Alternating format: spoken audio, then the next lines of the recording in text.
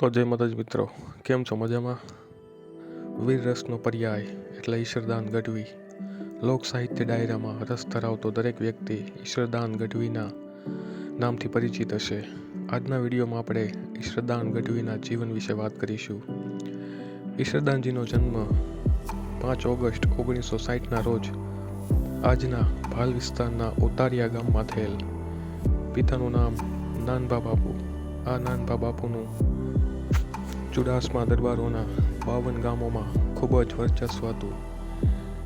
એવું પણ કહેવામાં આવે છે કે મરડા સોનબાઈમાંની માનતાથી નાનભા બાપુને ત્યાં ઈશ્વરદાન રૂપે પુત્ર રત્નનો જન્મ થયો અને ઈશ્વરદાનના આ નામ પાછળ પણ માતાજીનો હાથ છે. ચારણ જગદંબા સોનબાઈમાંએ આપેલ આ નામ આજે દેશ દુનિયામાં ખૂબ જ જાણીતું બન્યું છે. ચારણ જગદંબા સોનબાઈમાંએ કીધેલ કે આ ઈશ્વરદાન દુનિયામાં ડંકા વગાડશે. આમ જોઈએ તો તેમની મૂળ અટક બોક્સા છે.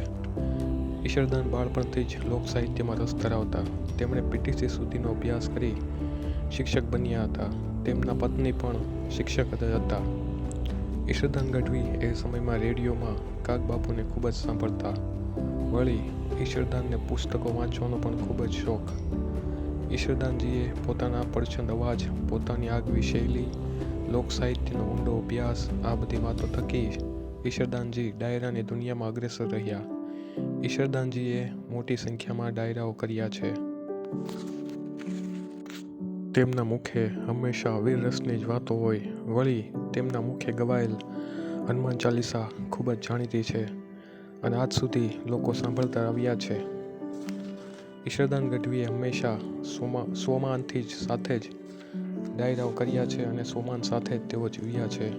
હવે તેમના સંતાનોની વાત કરીએ તો તેમના પુત્રનું નામ વિજરાજ ગઢવી છે, જ્યારે દીકરીઓમાં 3 દીકરીઓ પણ છે. ઈશ્વરદાન ગઢવીમાં જોવા મળતા અમુક નિયમો હતા. ખોટું સહન કરવું નહીં, કોઈના ખોટા વખાણ કરવા નહીં અને ખોટી જગ્યાએ બેસવું નહીં. આ નિયમો થકી જ તેઓ આજે હરેક લોકોના દિલમાં રાજ કરે છે. કાગબાપુ અને ઝવેરચંદ મેઘાણીના હસ્તે લખેલ લોક સાહિત્ય વીર રસની વાતોને લોકો સુધી પહોંચાડવામાં ઈશ્વરદાનજી હતા. ઝવેરચંદ મેઘાણીની અનેક લોક સાહિત્યની વાતો તેમણે સ્ટેજ પ્રોગ્રામ થકી લોકોના ઘર ઘર સુધી પહોંચાડી છે. ઈશ્વરદાનજીને 2009માં કવિ કાગ એવોર્ડ પણ એનાયત થયેલો હતો. માત્ર 51 વર્ષની ઉંમરે 25મી ડિસેમ્બર 2010ના રોજ લોક સાહિત્યનો આ સિતારો આથમી ગયો. આજે ઈશ્વરદાન ગઢવીની ઝલક તેમના દીકરા વિજરાજભાઈમાં જોવા મળે છે. પિતાનો વારસો પુત્રએ સારી રીતે જાળવ્યો છે.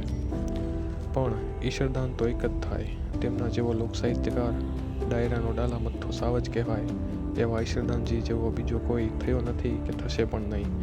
તેમના ગયા પછી એક દુહો છે, ઈ હલક ઈ હાંકલા, ઈ પડકારા ને પડછંદ, રાજ તારલિયા રહી ગયા, આત્મો વિસર્જન. ઈશ્વરદાન ગઢવી પોતાના અવાજ, વીર રસની વાતો, પોતાની આગવી શૈલી થકી આજે પણ લોક સાહિત્યમાં હંમેશા જીવતા રહ્યા છે. આજના સ્ટેજ પ્રોગ્રામના કલાકારો પણ તેમનું નામ લેતા અટકાતા નથી અને દરેક વખતે તેમને યાદ કરે છે. મિત્રો, વિડીયો ગમે તો લાઈક કરો, શેર કરો, સબસ્ક્રાઈબ કરો આપણી ચેનલ જાણ્યા જેવી વાતો. અસ્તુ. જય માતાજી, જય મોગલ.